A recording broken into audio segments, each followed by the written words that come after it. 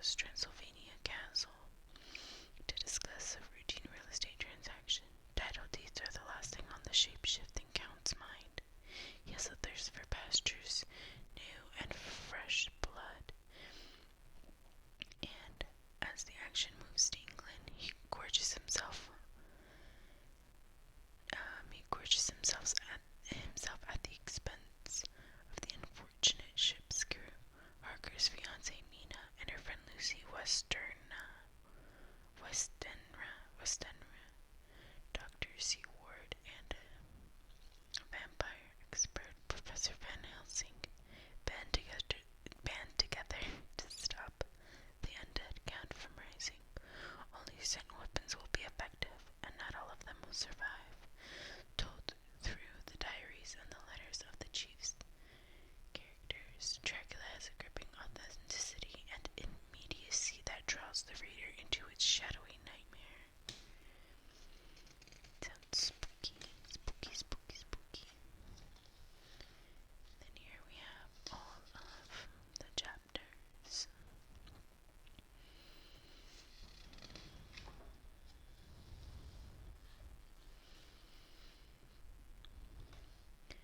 Chapter 1.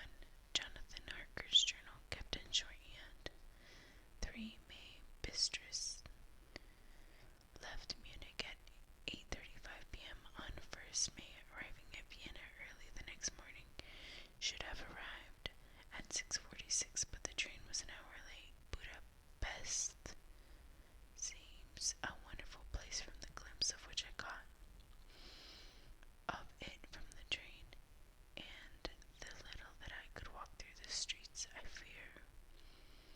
feared to go very far from the station, as we arrived late, and would start as near the correct time as possible. The impression I had was that we were leaving the west and entering the east, the most western of splendid bridges over the Danube, which is here of noble width and depth, took among the tradition of the Turkish rule. We left in pretty good time and came after nightfall to Klausenberg. Here I stopped for the night at the Hotel Royal. I had for dinner, or rather supper, a chicken done up some way with red pepper, which was very good but thirsty.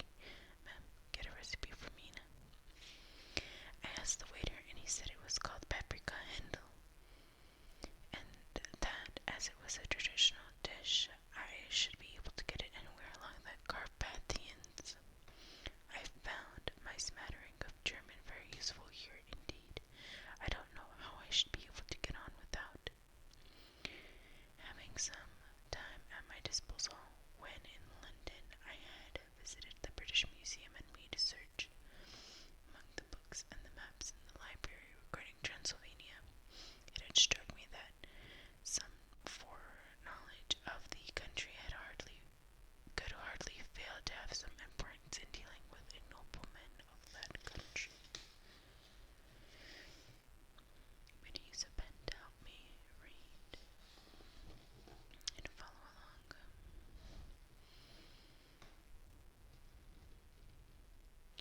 I find that the district that he named, there we go, let's get a little bit closer.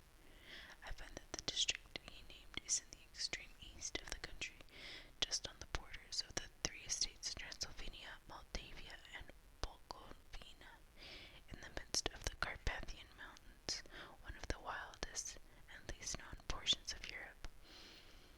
I was not able to light on any map or work giving the exact locality of the castle Dracula, as there is no maps of this country as yet to compare with our own ordnance survey maps, but I found that Bistritz, the post town named by Count Dracula, it is a fairly well-known place. I shall enter here some of my notes, as they may refresh my memory when I talk over my travels with Mina.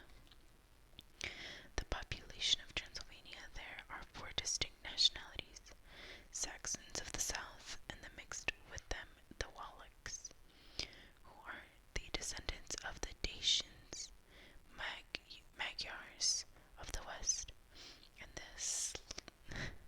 Seychelles in the east and the north.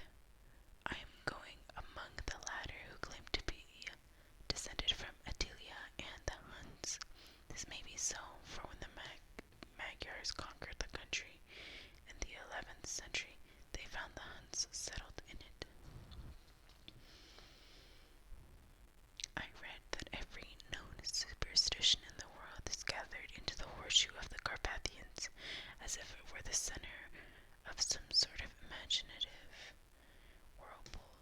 So if my stay may be very interesting. Memorandum. I must ask the Count all about them. I think it means memorandum. I did not sleep well, though my bed was comfortable enough for I had all sorts of queer dreams. There was a dog howling at the night under my window, which may have had something to do with it, or it may have been the paprika, for I had to drink up all the water in my carafe and was still thirsty. Towards morning, I slept, and I was awakened by the continuous knocking at my door. So I guess I must have been sleeping soundly then. I had for breakfast more paprika and a sort of porridge of maize flour, for which they said was mamaliga, and eggplant stuffed with forcemeat, and a very excellent dish which they called impletata. Get recipe for this also. I had to hurry breakfast, for the train started a little before 8, or rather, it ought to have done so, for rushing to the station at 7:30, I had to sit in the carriage for more than an hour before we began to move. It seems to me that the further east you go, the more unpunctual the trains are. What they ought to be in China. All day long we seemed to dawdle through the country, which was full of beauty of every kind. Sometimes we saw little towns or castles on top of steep hills, as such as we see in old missals. Sometimes we ran over rivers and streams, which seemed from the wide stony margins on each side of them to be subject to great floods. It takes a lot of water and running strong to sweep the outside of the river clear. At every station there were groups of people, sometimes crowds, and in all sorts of attire.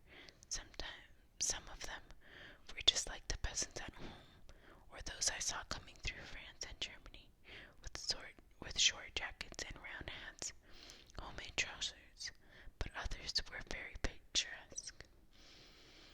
The women looked pretty, except when you got near them, but they were very clumsy about the waist. They had all full white sleeves of some kind or another. Most of them had big belts with a lot of stripes of something fluttering from them, and like the dresses in ballet. Of course, there were petticoats under them. The strangest figures we saw were the Slovaks, who were more barbarian than the rest, with their big cowboy hats and great baggy, dirty white trousers, white linen shirts, and enormous heavy leather belts, nearly a foot wide, all studded over with brass nails. They wore high boots with their trousers tucked into them, and had long black hair and heavy black mustaches. They are very picturesque, but do not look prepossessing.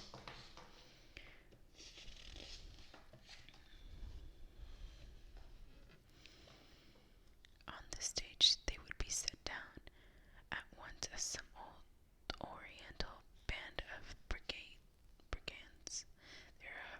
They are, however, I am told, very harmless and rather wanting in the natural self-assertion. It was on the dark side of twilight when we got to Bistris, which is a very interesting old place, being practically on the frontier, for the Borgo Pass leads from it to Bukovina. It has a very stormy existence, and it certainly shows marks of it. 50 years ago, a series of great fires took place, which made terrible havoc on 5 separate occasions. At the very beginning of the 17th century, it underwent a siege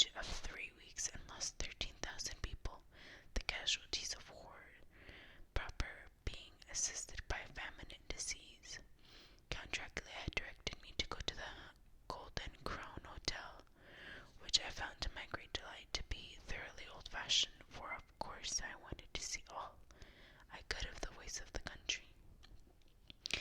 I was evidently expected, for when I got near the door, I faced a cheery-looking elderly woman in the casually in the usual peasant dress, white undergarment with long duffel apron, front and back of colored stuff fitting almost too high for modesty. When I came close, she bowed and said, "The Englishman." "Yes," I said, "Jonathan Harker." She smiled and gave some message to an elderly man in a white shirt sleeves, who had followed her to the door. He went, but immediately returned with a letter. "My friend, welcome to Carpathians. I'm anxiously expecting you. Sleep well tonight. At 3 tomorrow. The diligence will start from Bukovina. A place on it is kept for you at the Borgo Pass. My carriage will